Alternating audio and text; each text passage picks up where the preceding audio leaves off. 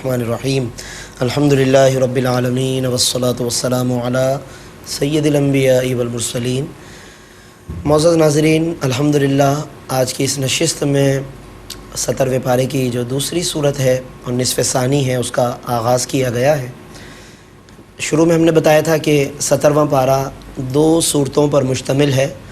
پہلی صورت سورۃ الانبیاء ہے اور وہ نصف پارے پر مشتمل ہے، اور دوسرا نصف جو پارہ ہے وہ سورۃ الحج پر مشتمل ہے۔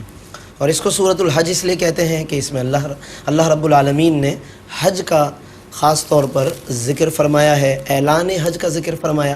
وہ اعلان کہ جو حضرت ابراہیم علیہ السلام نے تعمیر کعبہ کے بعد جبل ابو قبیس پر اعلان فرمایا تھا، تو وہ اس صورت میں اللہ نے اس کا ذکر فرمایا ہے۔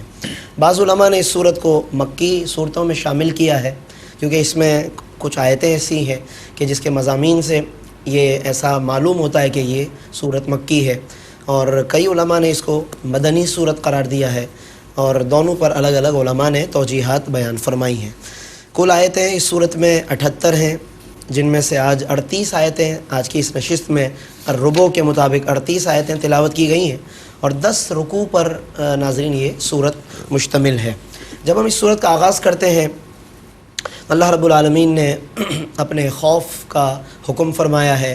اللہ کا خوف ہونا چاہیے، اللہ کا تقوی ہونا چاہیے، اور اپنے پیش نظر قیامت کو رکھنا چاہیے، کیونکہ انسان کی زندگی میں جو سب سے بہترین چیز اصلاح کرنے والی ہے وہ موت اور قیامت کی گھڑی ہے، یعنی اس کو یاد کرنا، اس کو پیش نظر رکھنا، اس کی ہولناکیوں کو یاد رکھنا، یہ بہترین نصیحت کا سامان ہے۔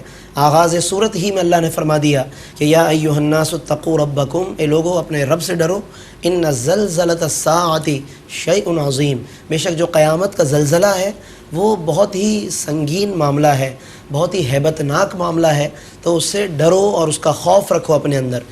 تو یہ جو زلزلۃ الساعہ ہے ناظرین، یہ جب حضرت اسرافیل علیہ السلام سور پھونکیں گے اور جس سے لرزہ ایک طاری ہوگا، پورے کائنات کے اندر ایک خاص قسم کا لرزہ طاری ہوگا، اللہ نے اس کی طرف اشارہ فرمایا، اور کیا کیفیت ہوگی اس کے بعد فرمایا کہ یوم ترونہا تذہل کل مرضعۃ عما ارضعت، فرمایا کہ تم دیکھو گے کہ دودھ پلانے والی بھی غافل ہو جائے گی اس وقت اپنے اس بچے سے، کہ جس کی طرف وہ پوری توجہ کے ساتھ متوجہ ہوتی تھی اور اس کو اپنے سینے سے لگا لیتی تھی، اور اس کی بے قراری کو دیکھ نہیں پاتی تھی۔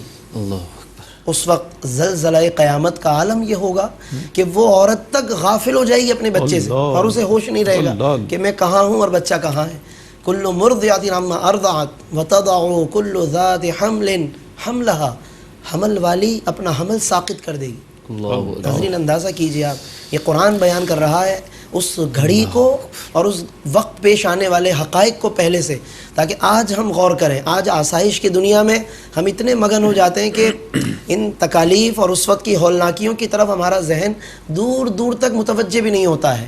ایسے میں اگر قرآن کی آیتیں ہمارے سماعتوں سے گزر کر دل میں اتر جائیں، اور کاش کے زندگی کے مصروف ترین لمحات میں سے کچھ لمحات کو ہم الگ کر کے ان باتوں میں غور کریں، تو شاید کہ ہمارے اندر کچھ عبرت پیدا ہو اور ہمارے اندر کچھ اللہ کی طرف متوجہ ہونے کی ایک کیفیت پیدا ہو۔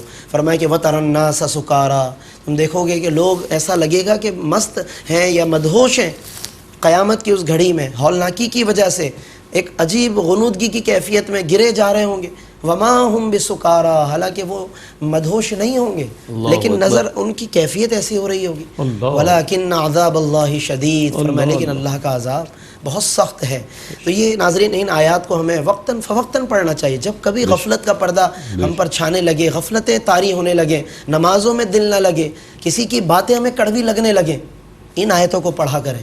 یہ آیتیں آج بھی مؤثر ہیں، بشرطے کہ ہم ان آیتوں کی طرف متوجہ ہو جائیں۔ پھر اللہ نے مراحل تخلیق بیان فرمائے انسان کے، کہ اگر تمہیں باس بعد الموت میں کوئی شک ہے، مرنے کے بعد دوبارہ اٹھائے جانے پر، تو ذرا اپنی تخلیق پر غور کر لو کہ پہلے تم بھی تو نہیں تھے نا دنیا میں، پہلے تمہارا کوئی وجود نہیں تھا، یہ پیکر انسانی اس کا سرے سے کوئی وجود نہ تھا، آج تم موجود ہو گئے۔ تو جو رب اس چیز کو کہ جس کا کوئی وجود نہ ہو آج اسے موجود کرنے پر قادر ہے، تو کل قیامت کو انہی بوسیدہ اجسام کو اٹھانا، زندہ کرنا کیا مشکل ہے اس کو۔ یہ اللہ نے مراحل تخلیق پھر تفصیل سے بیان فرمائے ہیں، کہ ہم ان مراحل کے بعد فرمایا کہ ثم نخرجکم طفلا، پھر ہم تمہیں باہر لاتے ہیں ایک بچے کی صورت میں، ثم لتبلغوا اشدکم، اور پھر پرورش کرتے ہیں تاکہ تم پہنچ جاؤ اپنے شباب کو. ومنکم من یتوفیٰ، پھر کچھ کو تو پہلے موت آ جاتی ہے، کچھ ہی عرصے میں انتقال کر جاتے ہیں. ومنکم من یرد الی ارذل العمر، اور کچھ کو بہت دور کی عمر تک پہنچایا جاتا ہے کہ جس میں وہ ڈھل جاتے ہیں اور ڈھل کر پھر دوبارہ بچپن جیسے ہو جاتے ہیں. قرآن نے بتایا لِکَیْ لَا یعلم من بعد علم شیئا، سب کچھ جان کر بھی انجانے ہو جاتے ہیں، پھر وہ یعنی بھولنے کی بیماری ہو جاتی. ایک عمر کا اسٹیج آتا ہے کہ جب وہ دوبارہ سے یاداشت کام چھوڑ جاتی ہے. اللہ نے سارے مراحل قرآن میں بیان فرمائے. یہ اشارہ ہے کہ انسان پر ہم اس طرح سے مراحل سے گزار کر پھر اسے دوبارہ سے ہم اسے موت کی طرف لے جاتے ہیں. تو کل قیامت کو دوبارہ پھر اسی طرح اٹھا دینا ہمارے لیے کیا مشکل ہے. تو یہ عقلی دلائل ہیں جو قرآن نے بیان فرمائے ہیں. پھر اسی طرح زمین کے احوال بیان کیے.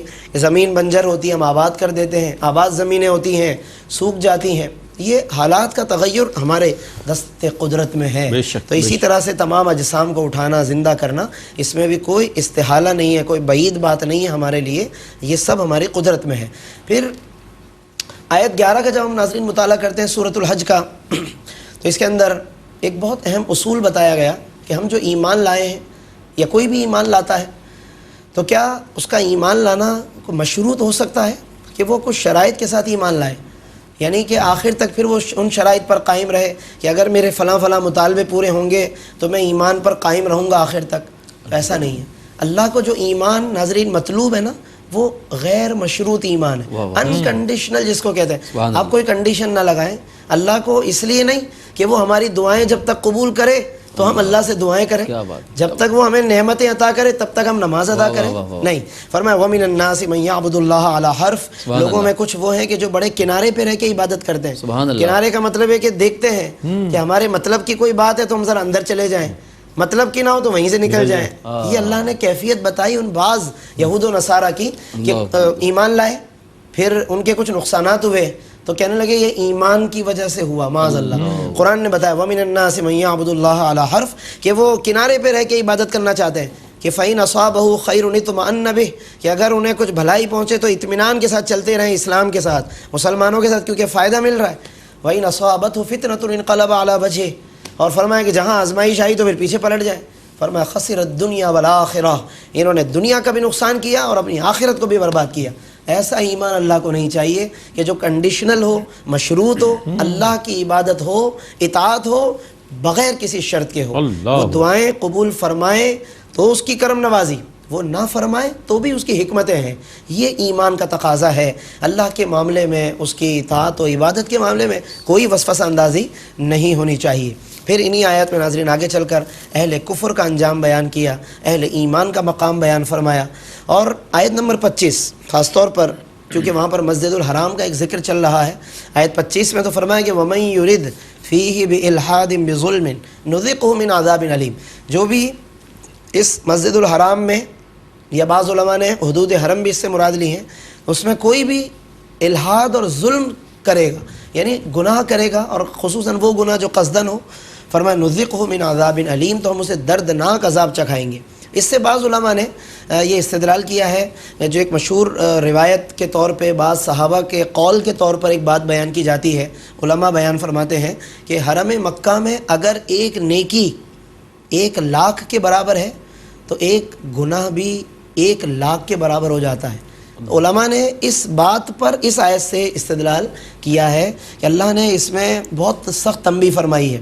تو حرم مکہ میں جب کبھی حاضری نصیب و ناظرین تو بہت کوشش کرنی چاہیے کہ ہم گناہوں سے اجتناب کریں. ویسے تو ظاہر ہے کہ ہر جگہ اجتناب کرنا چاہیے. حرم مدینہ میں تو کرم ہی کرم ہے کہ وہاں ایک نیکی 50,000 کے برابر ہے، مگر ایک گناہ پر ایک ہی گناہ ملتا ہے. یہ ایک کرم نوازی ہے کہ وہاں گناہ کا ریشو بڑھتا نہیں ہے، مگر حرم مکہ میں ایک جلال کا اظہار ہے تو اس کا ایک انداز یہ بھی ہے. بہت زیادہ احتیاط کرنی چاہیے، اور ان روایتوں کو، صحابہ کے ان بعض اقوال کو ہمیں پیش نظر رکھنا چاہیے جو انہوں نے حرم مکہ کے حرمت و عظمت کے حوالے سے بیان فرمائے. پھر ناظرین اس صورت میں تعمیر کعبہ کا ذکر ہے، اور اسی کے بعد حج کا ذکر فرمایا، جس کی وجہ سے اس صورت کو سورۃ الحج کہتے ہیں. حضرت ابراہیم علیہ السلام کو اللہ نے جگہ بتا دی کہ خانہ کعبہ کی تعمیر کہاں کرنی ہے، کس طرح کرنی ہے. وہ تمام باتیں بتانے کے بعد پھر آیت نمبر 27 میں فرمایا وَأَذِّن فِي النَّاسِ بِالْحَجِّ اے ابراہیم آپ اعلان کیجئے لوگوں میں حج کا۔ اب حضرت ابراہیم دیکھ رہے ہیں کہ کوئی دور دور تک آبادی نہیں ہے اور اللہ فرما رہا ہے کہ میں اعلان کروں حج کا۔ اللہ کے حکم کے مطابق وہ جبل ابو قبیس پہ چلے گئے، مگر عرض کرتے ہیں مولا یہاں تو کوئی سننے والا ہی نہیں، میں اعلان کروں تو آواز کس کو جائے گی؟ اللہ رب العالمین نے انہیں فرمایا کہ آپ اس حکم پر عمل کیجئے، آواز پہنچانا ہمارا کام ہے۔ چنانچہ علماء لکھتے ہیں، کتابوں کے اندر مفسرین بیان کرتے ہیں کہ حضرت ابراہیم علیہ السلام نے اللہ کے حکم کے مطابق وَأَذِّن فِي النَّاسِ کے حکم پر عمل کرتے ہوئے اعلان کر دیا۔ اللہ نے عالم ارواح کے اندر جو روحیں موجود تھیں کہ جنہیں حج کرنا مقدر تھا، تو اللہ نے انہیں اس اعلان پہ لبیک کہنے کی توفیق عطا فرمائی۔ اور یہاں تک علماء نے لکھا کہ جس نے اعلان پر جتنی مرتبہ لبیک کہا وہ اتنی مرتبہ حج ادا کرے گا، اتنی مرتبہ وہ اسے حج کی توفیق اللہ تبارک و تعالیٰ عطا فرمائے گا۔ کاش کہ اللہ تبارک و تعالیٰ ہمیں بھی اس سعادت میں شامل فرما لے اور بار بار اللہ تعالیٰ شامل فرمائے۔ پھر اسی میں ناظرین قربانی کا ذکر آیا ہے۔ مشرکین بہت سارے سمجھتے تھے کہ قربانی کا گوشت ہمیں خود نہیں کھانا چاہیے، وہ یہ سمجھتے تھے دوسروں کو۔ اللہ نے دونوں باتوں کی اجازت دی کہ آپ خود بھی کھا سکتے ہیں، دوسروں کو بھی کھلائیے۔ آیت 28 اور آیت 36 ان دونوں میں ملتا جلتا مضمون ہے۔ فَكُلُوا مِنْهَا، فرمایا خود بھی کھاؤ، وَأَطْعِمُوا الْبَائِسَ الْفَقِيرَ، غریبوں کو بھی کھلاؤ۔ اور آیت 36 میں فَكُلُوا مِنْهَا وَأَطْعِمُوا الْقَانِعَ وَالْمُعْتَرَّ، جو مانگے اس کو بھی اور جو قناعت کر رہا ہے یعنی مانگ نہیں رہا اسے بھی کھلاؤ، یعنی خود بھی کھا سکتے ہیں قربانی کے گوشت۔ عقیقے کا بھی ناظرین یہی حکم ہے۔ بہت سے لوگ یہ سمجھتے ہیں کہ عقیقے کے گوشت میں ہمیں نہیں کھانا چاہیے یا فلاں کو، دادی نانی کو، ایسی کوئی بات نہیں۔ جیسے قربانی کا احکام ہے ناظرین، عقیقے کے احکام بھی بالکل اسی طریقے سے ہیں۔ پھر اس کے اندر طواف زیارت کا بھی ذکر ہے، وَلْيَطَّوَّفُوا بِالْبَيْتِ الْعَتِيقِ، یہ طواف زیارت کی طرف اشارہ ہے۔ شرک کی مذمت بہت کی گئی ناظرین اس صورت میں، اور اس کی کچھ مثالیں دی گئی ہیں کہ شرک کرنے والا کس طرح تباہی کی طرف گویا کہ جا رہا ہوتا ہے، شرک کی مذمت۔ لیکن یہاں پر یہ بات یاد رکھنی چاہیے کہ اللہ کے جو تعظیم کردہ، اللہ نے جن چیزوں کو تعظیم عطا کی تو ان کی تعظیم یہ شرک نہیں ہے۔ اسی لیے جس آیت میں اللہ نے شرک کی مذمت کی، آیت 31 میں، تو اس کے فوراً بعد آیت 32 میں اللہ نے تعظیم کا حکم دیا، وَمَن يُعَظِّمْ شَعَائِرَ اللَّهِ فَإِنَّهَا مِن تَقْوَى الْقُلُوبِ، جو اللہ کی نشانیوں کی تعظیم کرے تو یہ تقوی قلب ہے، یہ قلبی تقوی ہے۔ معلوم یہ ہوا کہ جو تعظیم کی جاتی ہے اللہ والوں کی اور تکریم کی جاتی ہے تو خدا نخواستہ یہ شرک نہیں ہے۔ اور اس کے علاوہ اس آیت میں تواضع کرنے والوں کا مقام بتایا، عاجزی کرنے والوں کا۔ اور اختتام پر ایک بات کہ قربانی کا مقصد تقوی ہے۔ لن ینال اللہ لحومها ولا دماؤها، اللہ کو نہ ان قربانیوں کا گوشت پہنچتا ہے نہ ان کا خون، ولکن ینالہ التقوی منکم، اگر اللہ تک کوئی چیز پہنچ رہی ہے تو وہ تمہارے دل کا تقوی اور نیت پہنچ رہی ہے۔ یہ مضامین ناظرین اختصار کے ساتھ ہم نے وقت کی گنجائش کی کمی کی وجہ سے اختصاراً بیان کیا ہے۔ اللہ تعالیٰ قبول بھی فرمائے اور ہمیں تفصیل کے ساتھ ان تمام آیات کا مطالعہ کرنے کی توفیق عطا فرمائے۔ وآخر دعوانا الحمدللہ رب العالمین۔